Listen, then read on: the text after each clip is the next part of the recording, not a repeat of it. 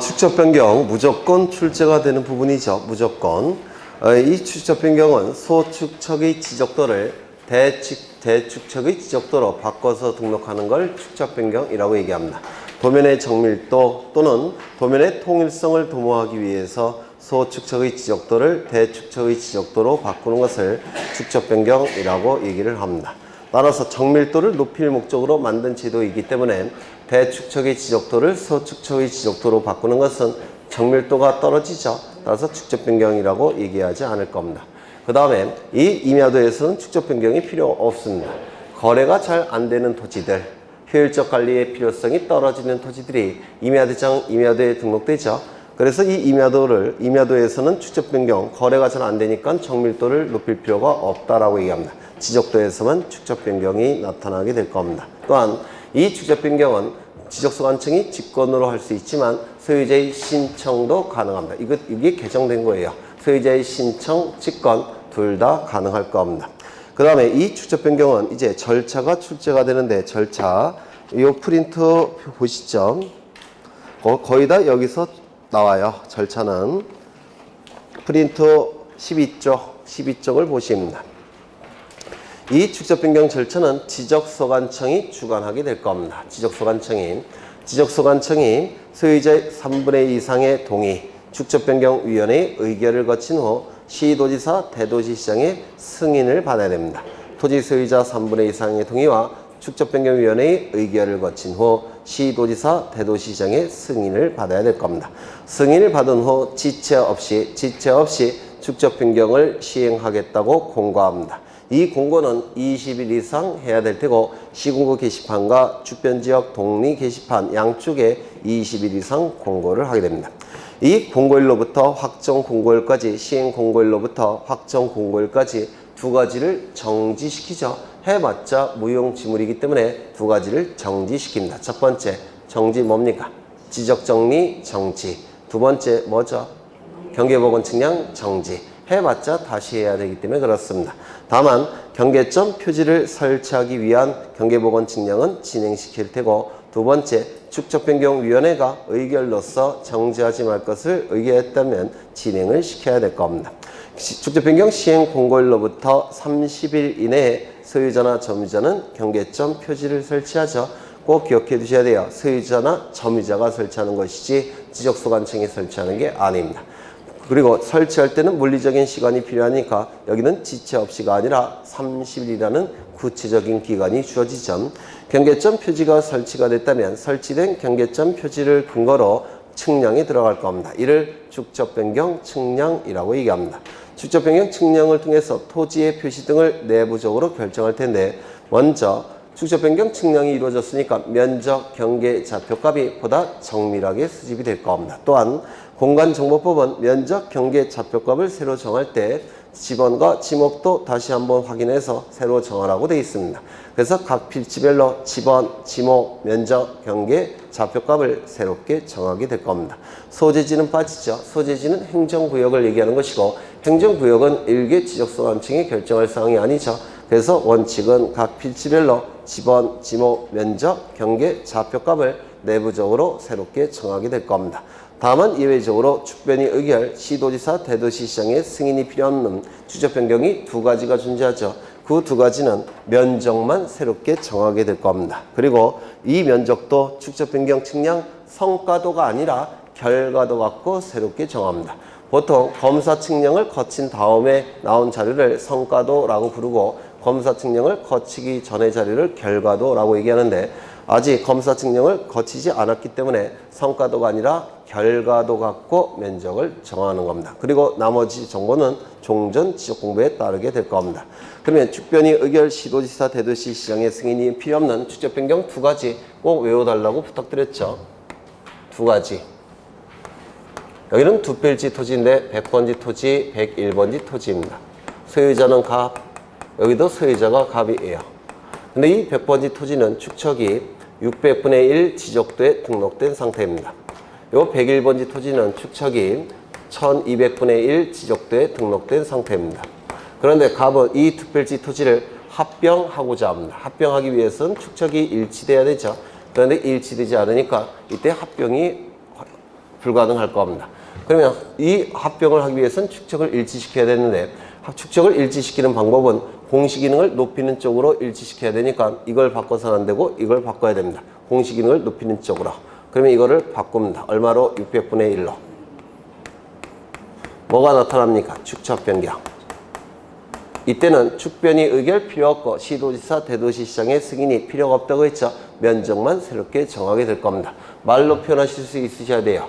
합병하고자 하는 토지가 서로 다른 축척에 지적도에 등록되어 있어 합병을 위해서 축적 변경을 하는 경우 이때는 축변이 의결 필요 없고 시도지사 대도시시장 승인 필요 없다고 했습니다. 두 번째, 여기는 도시개발 사업 시행지역입니다.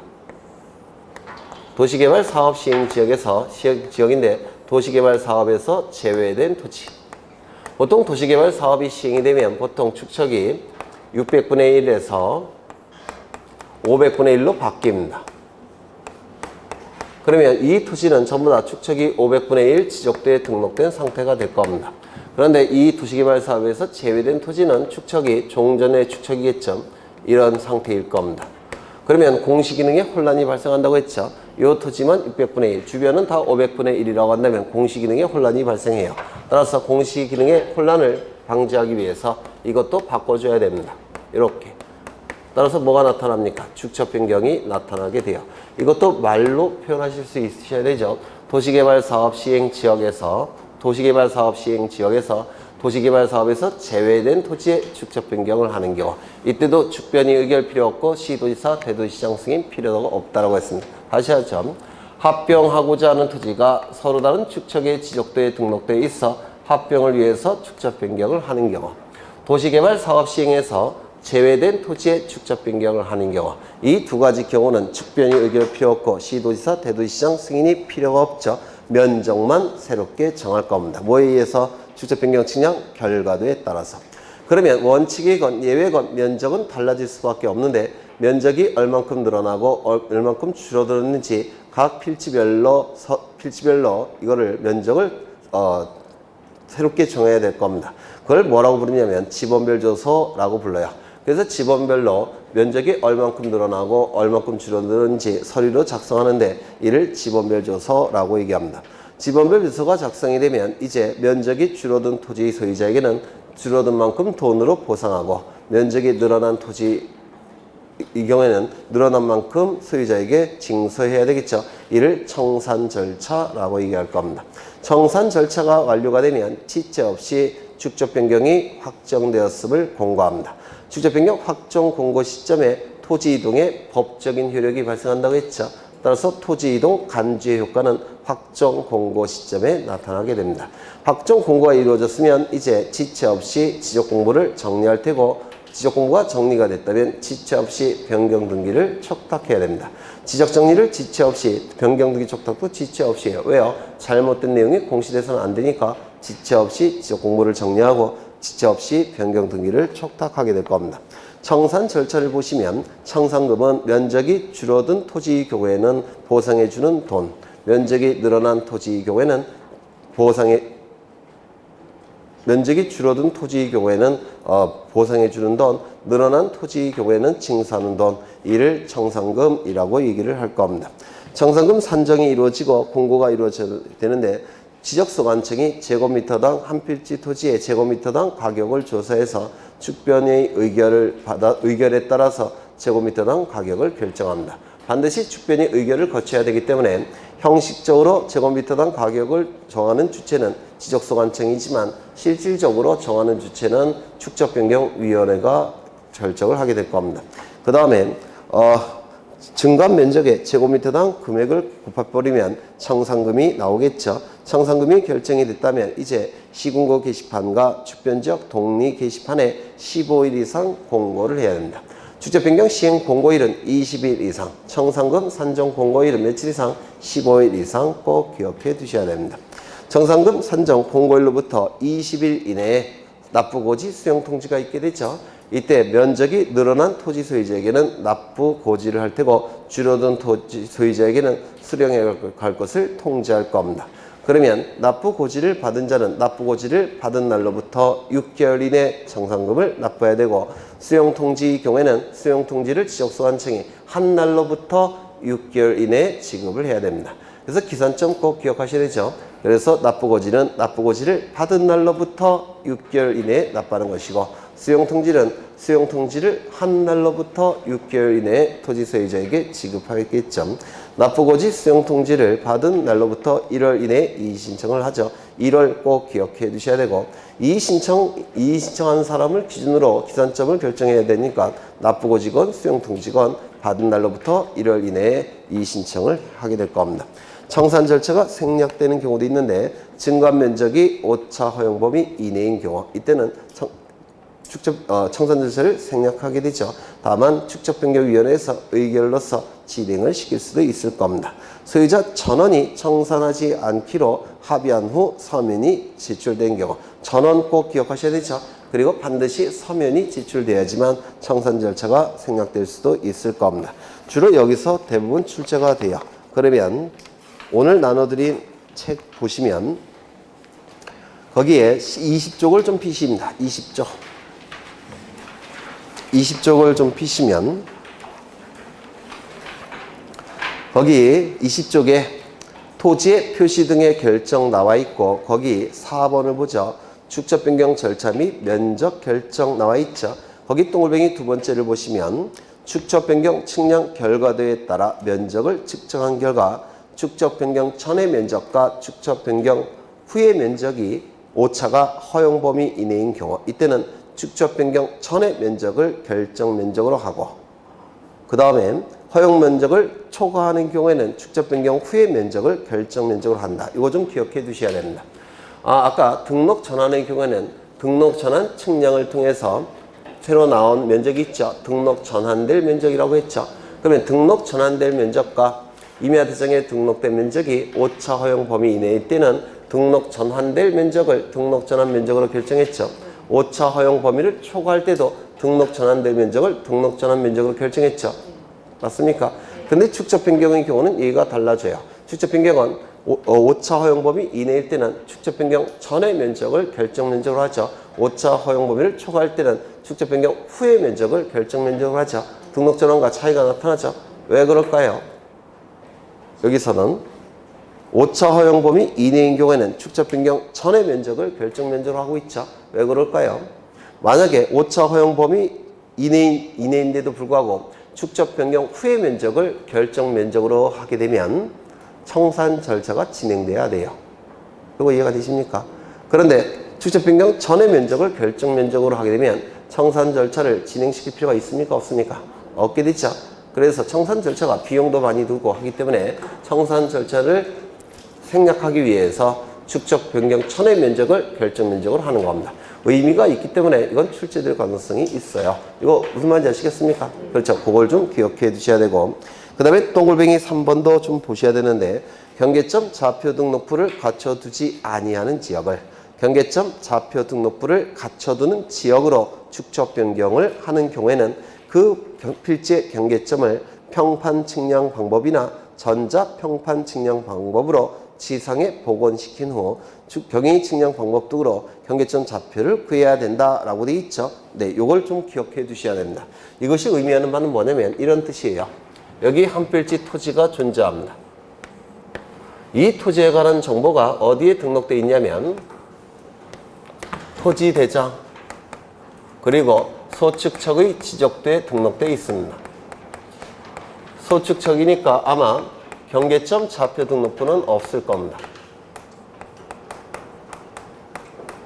그러면 이 토지에 관한 면적 경계 좌표값이 여기에 등록이 될 때는 평판 측량이나 또는 전자평판 측량을 통해서 경계 면적 좌표가 수집이 돼서 여기에 등록이 될 겁니다. 그런데 이 소축척의 지적도를 대축척의 지적도로 바꾸겠다는 겁니다. 토지대장, 그 다음에 대축척의 지적도가 될 겁니다. 여기는 경계점 좌표 등록부가 있더라는 겁니다. 이렇게 바꾸겠다는 겁니다. 축적 변경을. 그러면 어떻게 해야 되느냐면 여기에 등록된 면적 경계 좌표 값을 여기에 일단 복원을 해야 됩니다. 복원할 때는 등록할 때와 같은 측량 방법을 쓴다고 했죠. 그렇죠. 그러면 복원할 때 어떻게 하겠습니까? 평판 측량이나 전자평판 측량을 통해서 측량을 해야 됩니다. 이거 이해가 되십니까? 그렇죠. 그럼 복원을 한 다음에 다시 여기에 등록을 하는 겁니다. 여기다가 등록할 때는 경계점 좌표 등록부가 비치가 됐으니까 경계점 좌표 등록부 있는 지역으로 바꾸는 거니까 이때는 뭐로 어떤 방법을 써서 측량합니까? 경위 측량을 사용하는 겁니다. 이거 이해가 되실까요? 그렇죠. 그래서 이게 오해의 여지가 있으니까 좀 기억해 두십니다. 다시 한번 읽어보죠. 경계점 좌표 등록부를 갖춰두지 아니하는 지역을 경계점 좌표 등록부를 갖춰두는 지역으로 축적 변경을 하는 경우 그 필지의 경계점을 평판 측량 방법이나 전자 평판 측량 방법으로 지상에 복원시킨 후 경위 측량 방법을 사용해서 경계점 좌표 값을 구해서 등록하게 될 겁니다. 이거 이해가 되실까요? 네, 이것도 좀 기억해 두십니다. 출제될 수가 있기 때문에. 그 다음에 나머지 것들은 다 했어요. 이제 23쪽을 보시는데 특례 규정이 나와 있죠. 도시개발사업 등 시행지역의 토지이동 나와 있고요. 아까 토지이동은 지적소관청이 결정한다고 했죠. 그렇죠. 이 결정은 원칙은 신청이 있어야 된다고 했습니다. 신청이 일정 기간 내에 없게 되면 지적소관청은 직권으로 등록한다고 했죠. 신청도 원칙은 뭡니까? 소유자가 신청함이 원칙이죠. 다만 제3자가 대위 신청하는 경우도 있었죠. 제3자가 대위 신청하는 경우 네 가지 꼭 외우셔야 돼요. 첫 번째, 공공사. 두 번째, 국가나 지자체 지령. 세 번째, 뭐가 있죠? 도시, 네? 세 번째, 뭐예요? 네? 네? 저도 잊어먹었네. 채권자 대위 신청. 하나 더.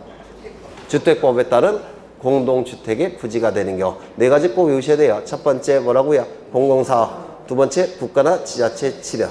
세 번째 주택법에 따른 공동주택의 부지. 네 번째 채권자 대위 신청. 꼭 외우셔야 돼요. 그 다음에 세 번째 뭐가 있었죠? 특례 규정이 있었죠. 특례 규정. 도시개발 사업이 진행이 되면 공공성이 대단히 강한 사업이기 때문에 소유자의 신청권을 처음부터 박탈하고 사업 시행자만 토지 이동을 신청할 수 있다고 했죠. 따라서 소유자가 토지 이동을 원할 때는 사업 시행자에게 요청할 수밖에 없다고 했죠. 네, 그게 바로 여기에 나와 있는 겁니다. 23번. 작년에도 출제가 됐죠. 재작년에도 출제가 됐고. 그래서 이 도시개발 사업의 시행지역이 토지 이동 기억하셔야 되는데 이 도시개발 사업이 이루어지면 대규모의 토지 이동이 나타납니다.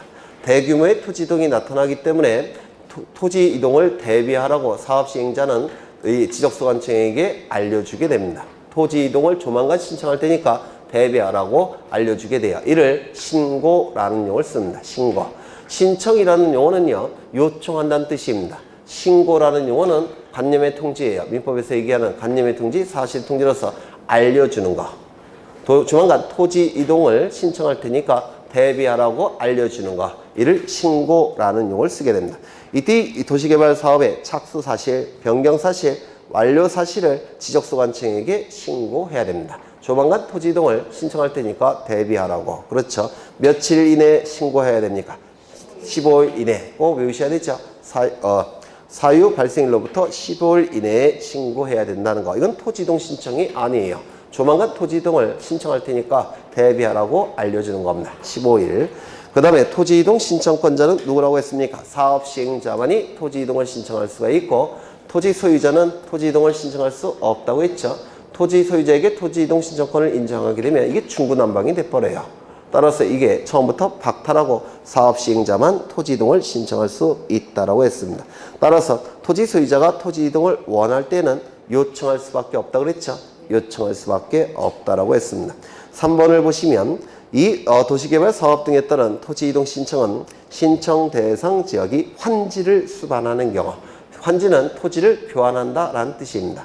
환지를 수반하는 경우에는 도시개발 사업 등의 완료 신고로서 토지 이동 신청을 가름할 수 있다. 이것도 기억하셔야 되겠죠. 그 다음에 4번을 보시면 주택건설 사업의 시행자가 파산 등의 이유로 토지 이동을 신청할 수 없을 때 파산 기억하셔야 되죠. 그때는 시공을 보증한 자, 입주 예정자 등이 토지 이동을 신청할 수 있다. 그 다음에 토지 이동 시점, 공사가 준공된 때, 이것도 자주 나오죠. 네. 그 다음에 지적 정리를 보시는데, 지적 정리.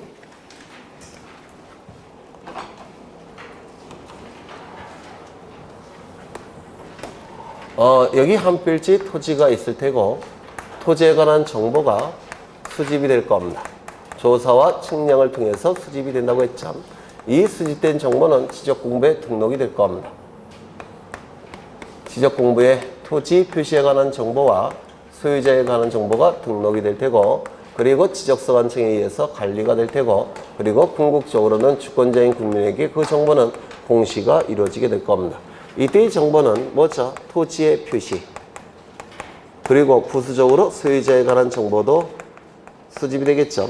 소유자의 이름, 주민번호, 주소가 등록이 될 겁니다. 토지의 표시는 소재, 지번, 지목, 면적, 경계, 좌표값이 등록이 될 겁니다. 이 토지의 표시가 변경되는 거, 이를 뭐라고 불렀습니까? 토지 이동이라고 불렀죠. 그래서 이 달라진다라는 뜻이에요. 달을 이자에 움직일 동자를 써서 달라진다.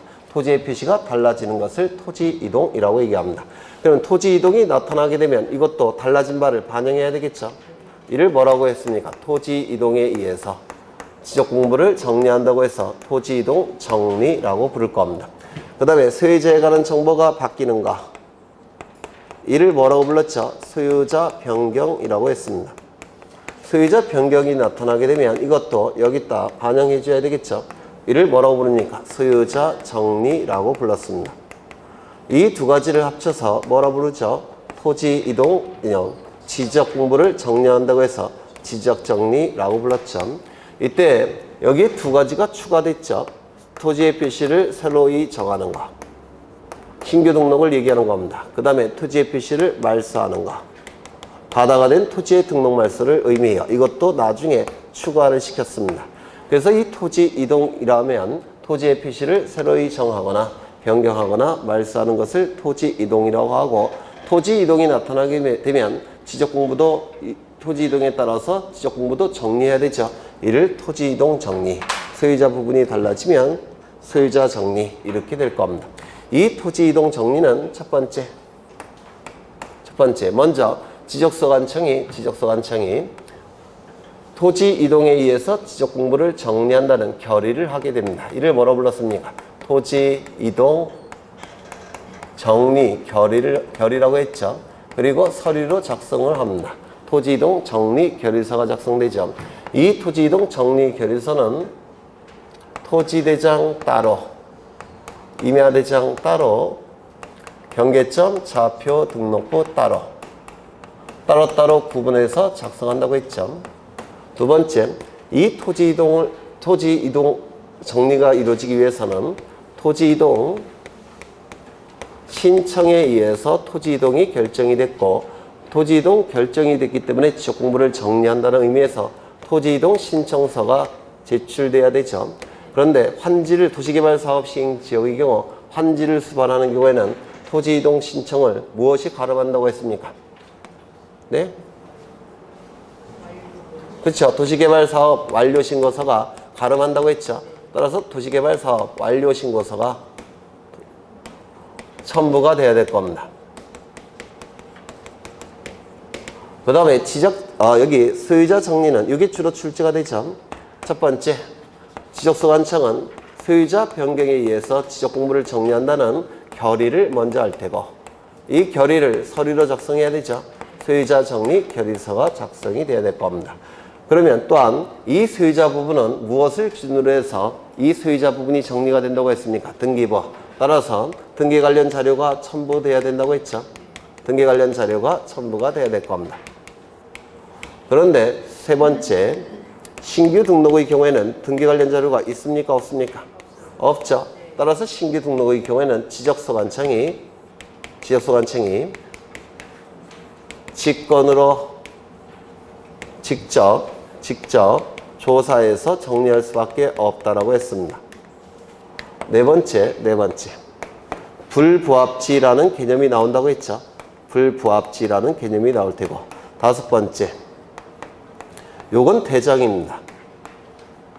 대장인데 대장에 부동산 표시사항이 있을 테고, 그 다음에 소유자 부분이 들어가 있겠죠.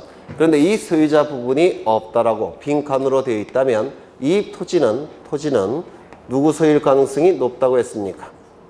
무주의 부동산이니까 국유재산일 가능성이 높다고 했죠. 그러면 국유재산의 가능성이 높으니까 국유재산의 총괄청이나 기획재정부 장관을 얘기해요. 또는 별도의 관리청이 있다라고 한다면 총괄청이나 별도의 관리청이 국으로 등록을 신청하는 경우가 있다고 했죠. 국으로 등록을 신청한다면 지적소관청은 어떻게 해야 된다고 했습니까? 지적소관청은 어제도 했잖아요. 국으로 등록해야만 됩니까? 등록할 수 있습니까? 등록할 수 있다 이렇게 얘기했죠. 네, 이걸 좀 기억해 달라고 부탁을 드렸어요. 그 다음에 이제 불부합지 이걸 좀 보겠습니다. 불부합지.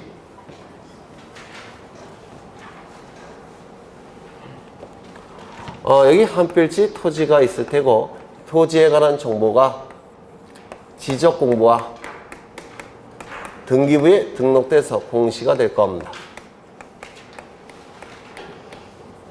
이때 이 지적공부는 토지의 표시사항이 등록이 될 테고 소유자 부분이 등록되겠죠. 소유자 부분이 등록이 될 겁니다.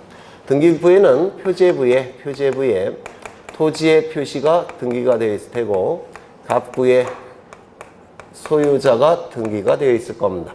이 지적공부를 관리하는 국가기관은 지적소관청이 될 겁니다.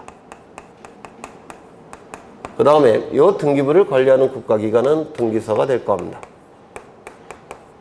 이때 토지의 표시가 일치하지 아니할 때 일치시켜야 된다고 했죠. 무엇을 기준으로 무엇을 바꿔줍니까?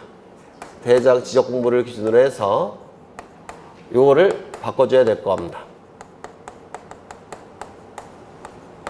그 다음에 이 소유자 부분은 무엇이 기준이 돼서 무엇을 바꿔준다고 했습니까?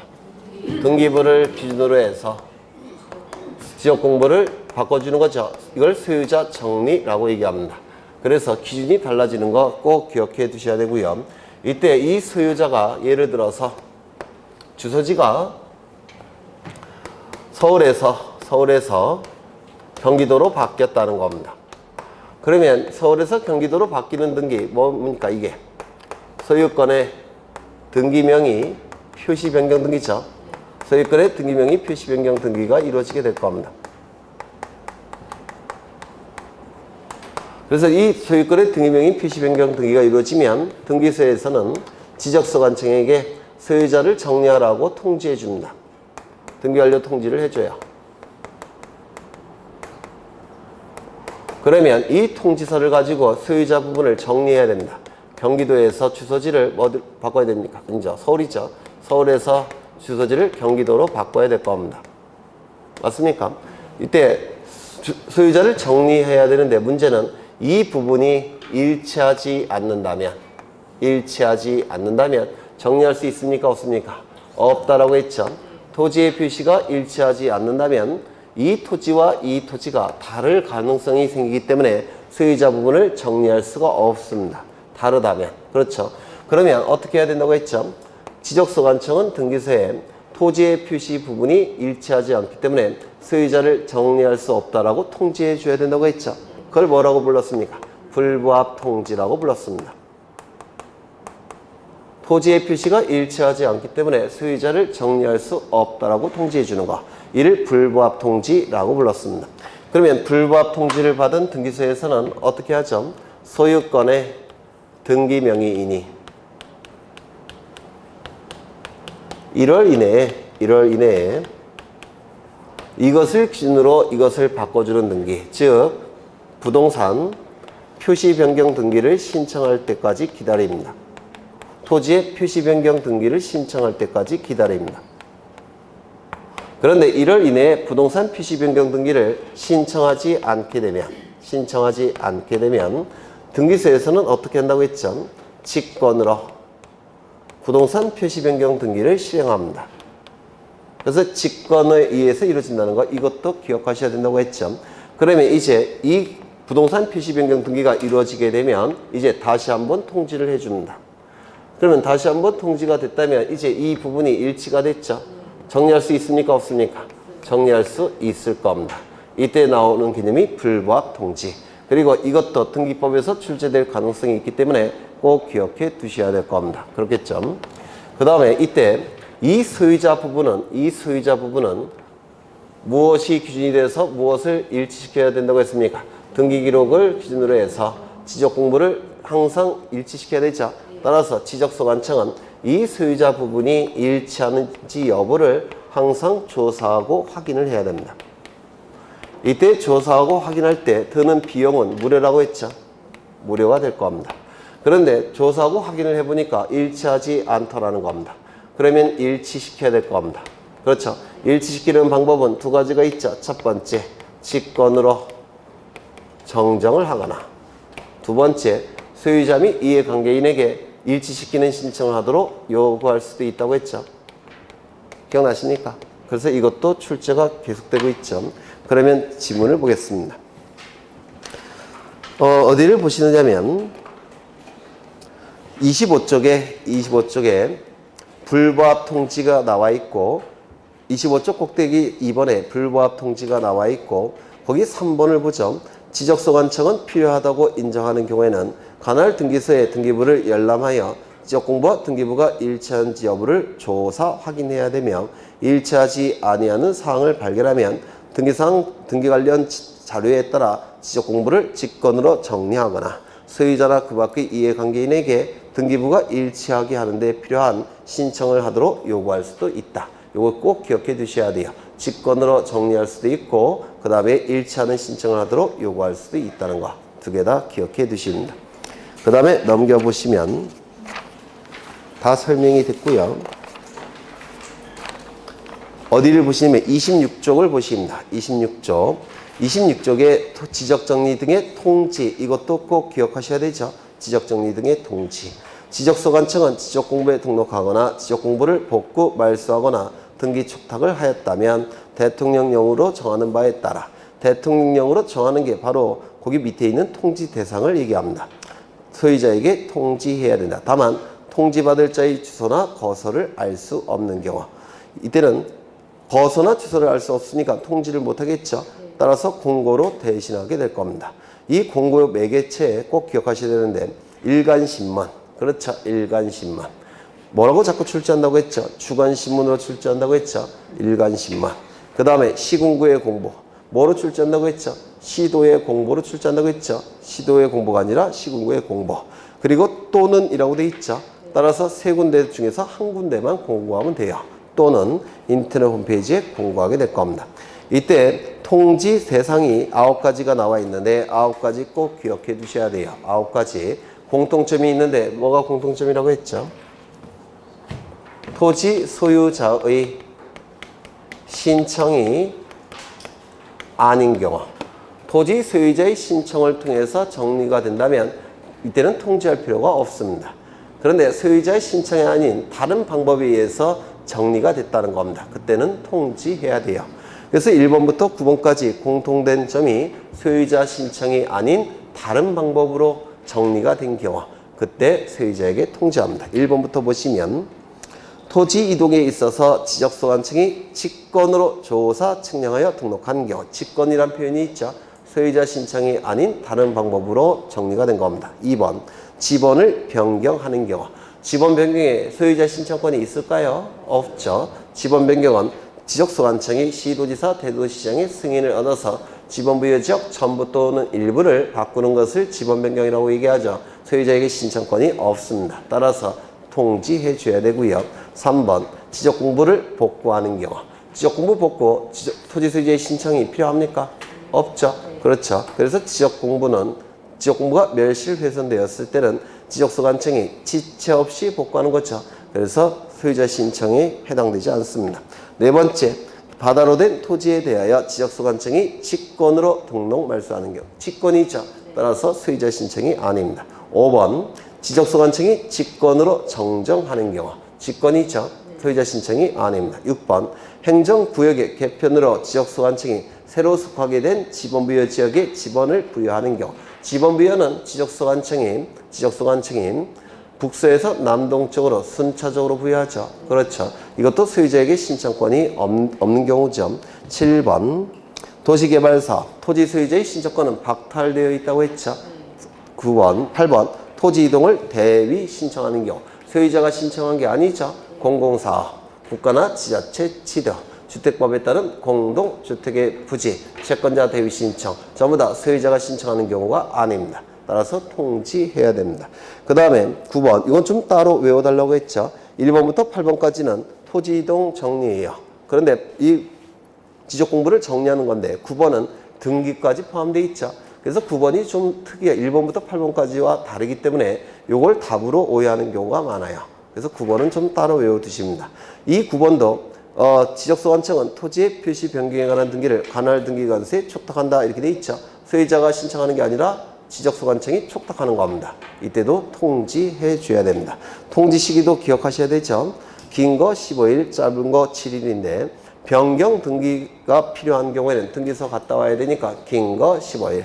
변경 등기가 필요 없는 경우는 등기소 갔다 올 필요가 없으니까 짧은 거 7일. 기산점도 암기하셔야 되죠. 변경 등기가 완료가 되면 등기소에서는 지적소관청에게 완료 통지서를 줍니다. 그 완료 통지서를 지적소관청이 접수한 날로부터 15일. 접수의 주체도 출제하고 있죠.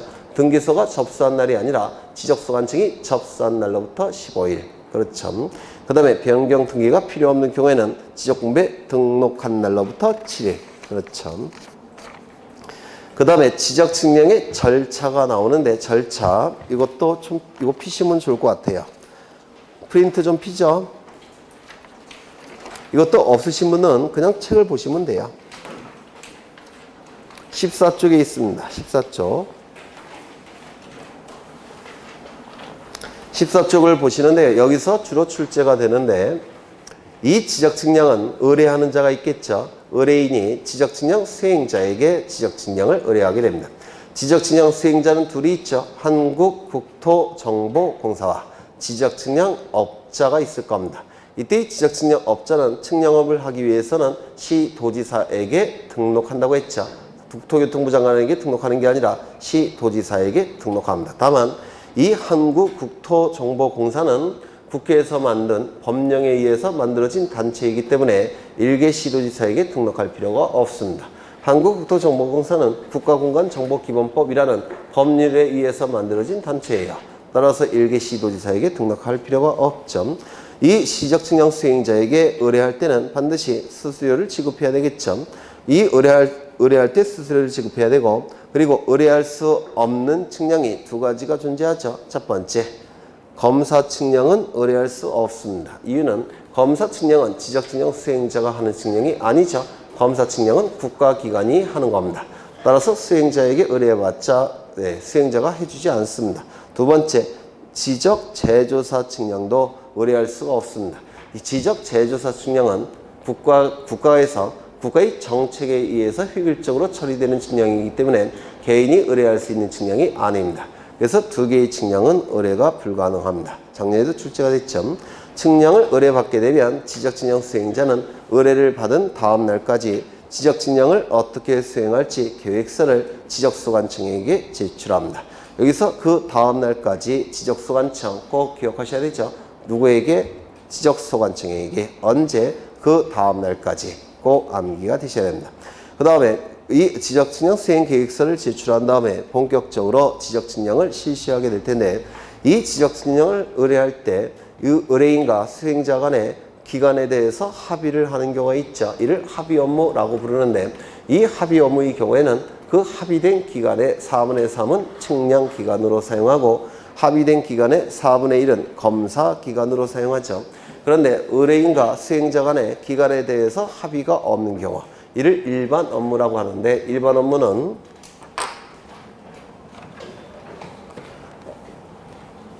측량 기간은 며칠입니까? 5일. 검사 기간은 4일. 그렇죠. 일반 업무는 측량 기간은 5일이고 검사 기간은 4일이 될 겁니다. 지금 이 토지를 측량해야 됩니다. 이 토지를 측량하고자 해요. 그러면 이 토지를 측량하기 위해서는 측량 기구가 필요하죠. 측량기구는 아무 데나 설치하는 게 아니라 기준점 위에 설치가 된다고 했죠. 지적 기준점 위에 설치를 하는 겁니다. 그래서 이 측량기구를 지적 기준점 위에 설치한 다음에 토지를 측량하게 되는데 이 토지를 측량하는 기간은 며칠입니까? 일반 업무는 5일이죠. 그 다음에 검사 기간은 며칠입니까? 4일이 된다고 했습니다. 그런데 이 토지 주변에 이 기준점이 없더라는 겁니다. 토지 주변에. 기준점이 없다면 먼저 기준점을 설치한 다음에 설치를 먼저 해야 될 겁니다. 맞습니까? 이건 어디까지나 이 토지를 측량하는 기간, 토지를 검사하는 기간입니다. 그런데 이 토지 주변에 기준점이 없다라고 한다면 이 기간에다가 기준점 설치 기간을 더해줘야 됩니다. 기준점이 설치가 됐다면 제대로 설치된지 검사도 해봐야 되겠죠. 검사 기간을 여기다가 더해줘야 됩니다. 그런데 이 기준점을 보통 하루에 4점 정도를 설치할 수가 있고 하루에 4점 정도를 검사할 수 있답니다. 그러면 시간이 이렇게 흘러갈 때 15점까지는 이 기준점을 설치하는데 며칠을 줘야 되겠습니까? 4일. 검사하는데도 며칠 줘야 되겠습니까? 4일을 줘야 될 겁니다. 그 다음에 4점마다 하루씩 걸리겠죠? 그러면 여기가 15점이니까 16, 17, 18, 19점. 그럼 이 19점까지는 며칠을 더해줘야 되겠습니까? 하루. 그 다음에 하나, 둘, 셋, 넷. 며칠이 더해줘야 됩니까? 하루. 19점이니까 20, 21, 22, 23점이 될 겁니다. 그러면 이 기준점을 몇 점을 설치해야 되냐면 12점을 설치해야 되더라는 겁니다. 그러면 기준점 설치 기간 며칠이 걸립니까? 4일. 설치가 됐으면 검사도 해봐야 되겠죠? 검사 기간 며칠입니까? 4일. 그러면 총 토지의 측량 기간은 며칠이 되는 겁니까? 5일 플러스 4일이니까 9일. 검사 기간은요? 4일 플러스 4일이니까 8일. 그러면 19점을 설치해야 됩니다. 기준점을. 그러면 4일 하루죠. 맞습니까? 그러면 여기 며칠 걸립니까? 5일. 여기도 5일. 그러면 총 측량 기간은 며칠입니까? 이건 토지의 측량 기간이죠. 토지의 측량 기간 5일. 기준점 설치 기간 5일. 총 며칠입니까? 10일. 토지 검사 기간 며칠? 4일. 기준점 검사 기간 며칠? 5일. 총 며칠입니까? 9일. 그렇죠. 기준점이 21점을 설치해야 됩니다. 그러면 토지 기준점 설치 기간 며칠 걸립니까? 4일 하루하루니까 총 6일. 검사 기간 며칠 걸립니까? 4일 하루하루니까 6일. 그렇죠. 그러면 이 토지의 측량 기간과 기준점 설치 기간 총 합쳐서 며칠입니까? 11일. 검사 기간은요? 10일. 이렇게 될 겁니다. 그래서 이것 가끔 출제하니까 기억하셔야 되겠죠. 그래서 일반 업무의 경우에는 토지의 측량 기간 5일, 토지의 검사 기간 4일. 그런데 측량 기준점을 설치할 때는 15점까지는 며칠을 가산한다고요? 4일. 15점을 초과할 때는 매 4점마다 하루씩을 가산해야 되겠죠. 그래서 초과 그 다음에 이하 이것도 출제한다고 했죠. 그러면 이제 지적 측량이 이루어지게 되면 지적 측량 수행자는 지적 측량 성과를 결정해야 되는데 성과를 결정하기 전에 먼저 검사 측량을 거쳐야 되겠죠. 따라서 측량 성과에 관한 자료들을 지적소관청이나 시도지사에게 제출하게 됩니다. 제출을 받은 지적소관청이나 시도지사는 검사 측량을 수행하게 될 겁니다. 원칙은 지적소관청이 검사 측량을 수행하는데 예외적으로 시도지사, 대도시장이 검사 측량을 수행하는 경우가 2가지가 있습니다. 첫 번째, 지적 삼각점 측량 성과는 누가 검사 측량합니까? 시도지사가. 그리고 지적 확정 측량 성과 중에서 일정 규모 이상일 때는 시도지사가 검사 측량을 수행합니다. 일정 규모 미만의 지적 확정 측량 성과는 지적소관청이 검사 측량을 수행합니다. 그래서 원칙은 지적소관청이 검사 측량을 수행하는 게 원칙이지만 지적 삼각점 측량 성과와 일정 규모 이상의 지적 확정 측량 성과는 시도지사가 검사 측량을 수행하게 될 겁니다. 그 다음에 경계보건 측량, 지적 현황 측량은 아까 보셨죠? 검사 측량도 하지 않고 지적 정리도 하지 않는다고 했습니다. 그러면 이제 검사 측량을 거치게 되면 이제 지적소관청이 지적 측량 성과를 수행자에게 발급할 겁니다. 발급받게 되면 지적 측량 수행자는 의뢰인에게 지체 없이 보내주게 될 겁니다. 이러한 절차를 통해서 지적 측량이 진행이 될 거예요. 그 내용들이 거기 나와 있습니다. 넘어가겠습니다.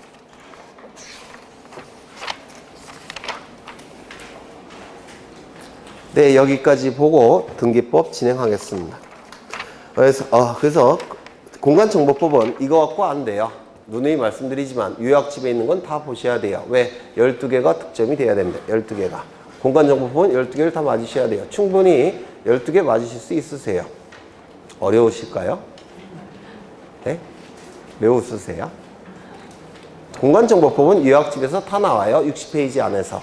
그거 못 맞으시겠습니까? 12개. 네, 요약집에서 다 나오니까 실수해서 11개. 그쵸? 그 다음에 이제 등기법을 진행해야 되는데 12개를 맞아야 되는 이유가 등기법 때문에 그래요. 등기법은 6개만 맞아도 고득점이에요. 실질시험에서. 등기법은 워낙 난이도가 높아서 그래서 등기법은 지금쯤이면 학원마다 보통 70% 정도는 포기하세요. 아예 등기법 접겠다. 그게 어느 학원이나 마찬가지입니다. 아예 공부해도 두세 개, 안 해도 두세 개. 그렇기 때문에 보통 학원의 70, 80%는 등기법을 아예 접고 공간정보법 다 맞고 세법 고득점하고 그래서 통과하겠다라는 분들이 대부분이세요. 그러시면 안 되겠죠. 그래서 공간정보법은 다 맞으셔야 됩니다. 등기법은 합격자의 평균이 4개밖에 안 나와요. 수험자의 평균은 2개밖에 안 나옵니다. 2.6개인가 그래요.